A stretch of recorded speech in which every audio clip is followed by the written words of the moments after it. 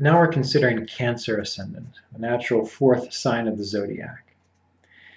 Cancer, that sign, that 30-degree portion of space, is ruled over by the moon.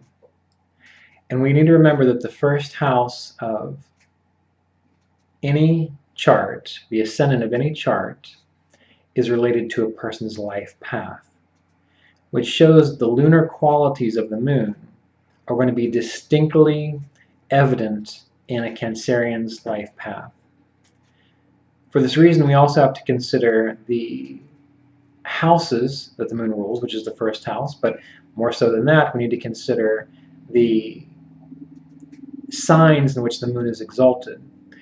And for most other ascendants, except for that of Leo, we're going to find that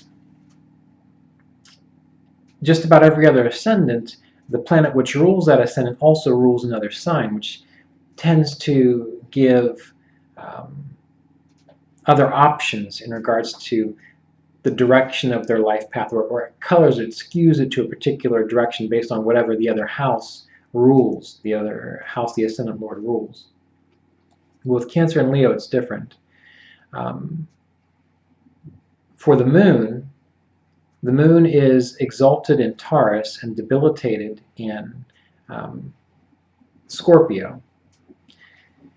And for a Cancer ascendant, that means that its lord is exalted in the 11th house for that chart. And so manifesting 11th house qualities are key to the proper expression of a Cancer ascendant. 11th house qualities are what? Being interested in larger groups, larger organizations, managing wealth well, benefiting from multiple streams of income. Of course, you can research all the possibilities of what the 11th house is said to represent, but these are just a few things. And it's also falling in the sign of Taurus, which is an earth sign, which is a very grounded sign, which shows that Cancer ascendants tend to need to focus on more material, worldly aspects of the 11th house. So they're not just airy dreamers. They're about having tangible wealth.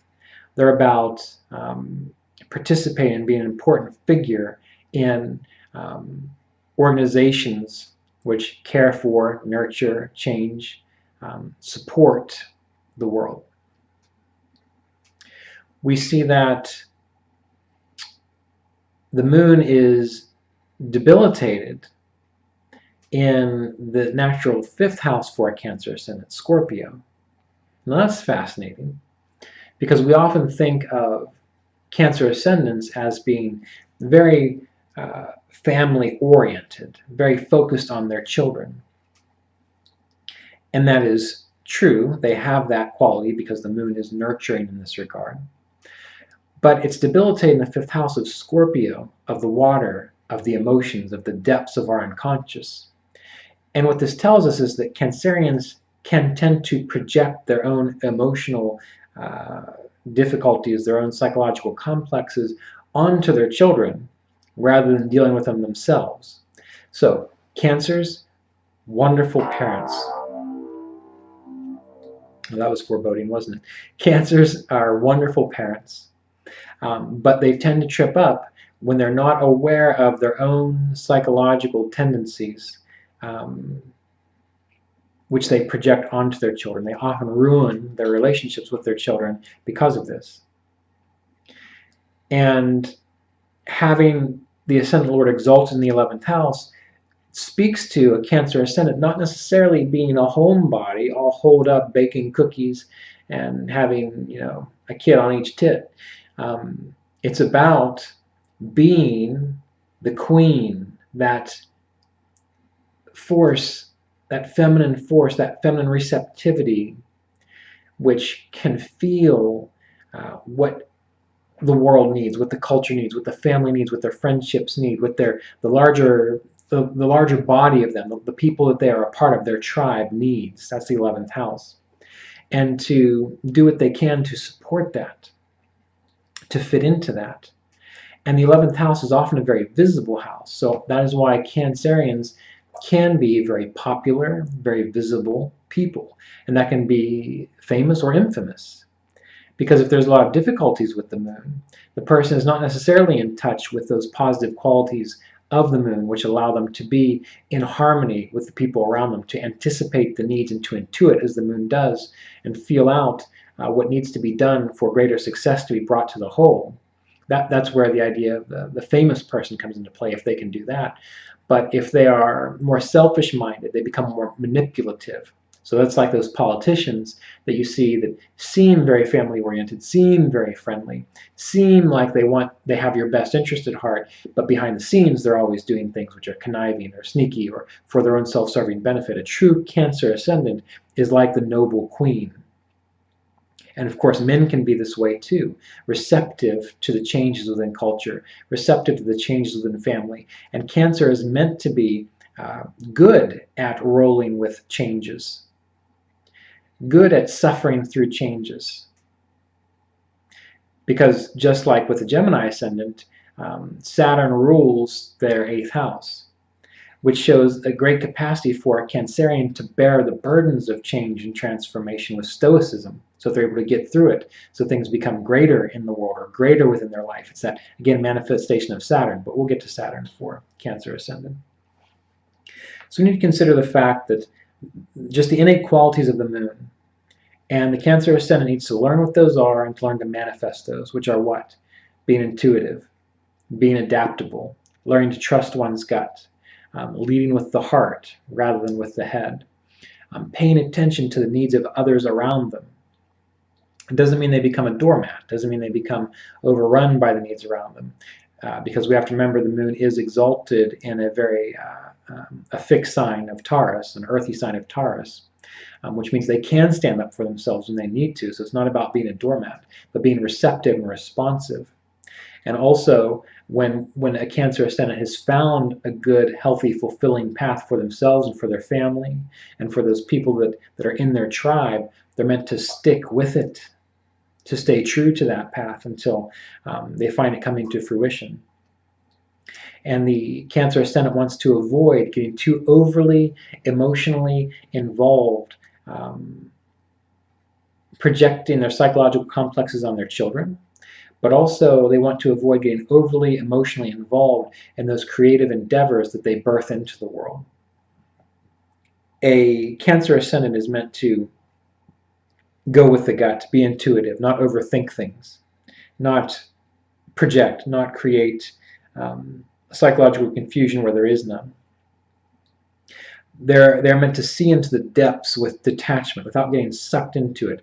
And so when you think about a Cancerian and them being overly moody or overly emotional or overly changeable, well, that's probably because there's something else going on with their moon. But a Cancer ascendant in its purest blueprint, they're emotionally stable and strong, and they're able to go into the depths without losing themselves. They're able to work with their children, let their creative endeavors, their creative projects be what they are without trying to impose their own psychological quirks on it. They plant the seeds, they let them grow. They tend the garden. They bring everything that child needs for success to the child, but they let the child take it from there. They bring everything that their tribe, that their creative endeavors need for success, they bring it to them, but they don't try to force it down their throat.